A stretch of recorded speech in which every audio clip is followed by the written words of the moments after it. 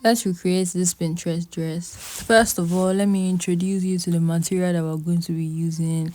This material I bought like maybe like 2 years ago, and I haven't found what to use it for. So I feel like it will be perfect for this dress. It's a beautiful material. So first off, started with the materials we're going to be needing: the drafting paper, my pins, the lining materials, and my sketchbook, and the tape rule also. And we're going to be needing a chalk. And after I drafted the pattern out, and I gave the front part a little bit of like curve, like an arch shape, but just like slightly. And I added that for both the waist side, and I gave it like a bustier that, and I just marked down my measurements and I shaped everything out. I already have like a tutorial for how to draft the basic pattern body, so you can watch that if you really need to know how to draft this particular pattern.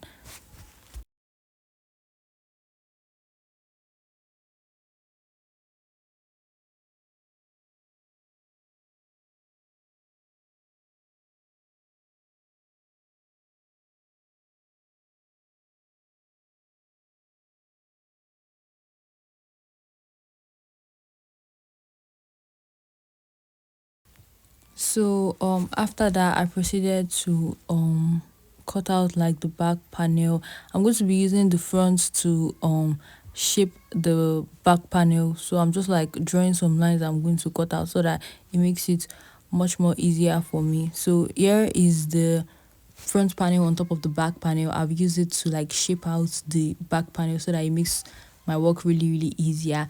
And for the zip side, I did not slant it on the pattern. I'm going to be doing that on the material, so stay tuned for that to see, so that the zip would not be bulging at the back. And I'm just explaining the darts details here. Those are the darts.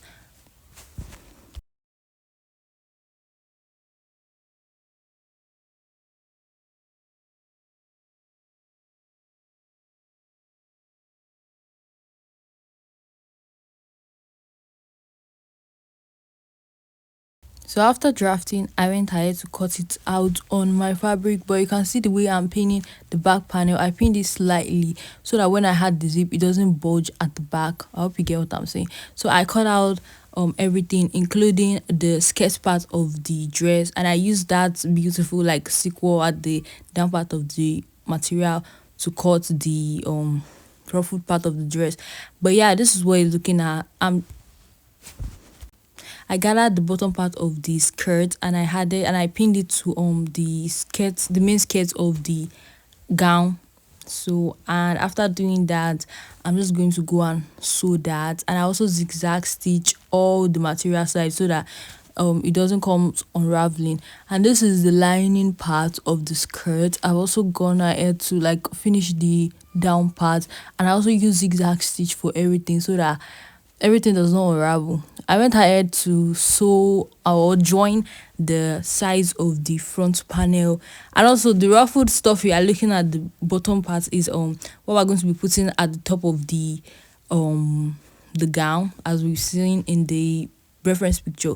And also this is the back. I just went ahead to do the that, and I'm going to be joining the lining and the body parts, I mean the main body and the lining together. I'm going to do that both for the front and the back while sandwiching the ruffle to the front.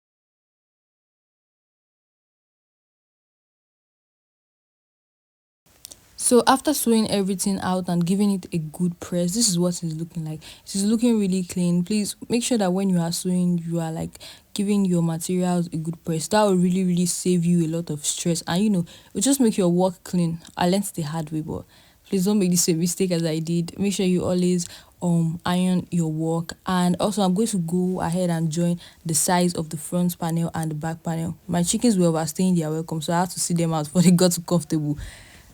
Anyways, this is the skirt part of the dress. I've gone ahead to join them together, the ruffle part and the main skirt, and I finished the down part. You can see that the distinct pattern of the material is going to be at the down part because it just makes sense to me like that. So after that, I joined the top part of the dress and the skirt parts together.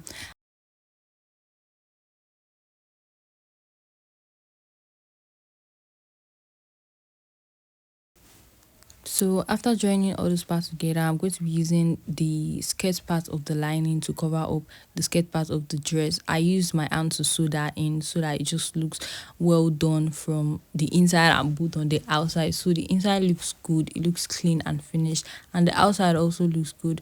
So I found that technique much more easier for me to just and sew it to make life much more easier. So after layering that out, you can see how it is looking, the lining under the skirt part and the skirt. So I went ahead to join my zip. If you find the way I layer the clothes sewing weird, that's just what works for me. So you can do what works for you best. So the last thing I'm going to be doing is cutting out the sleeve. I'm going to insert the picture reference of the sleeve I'm going to be doing here.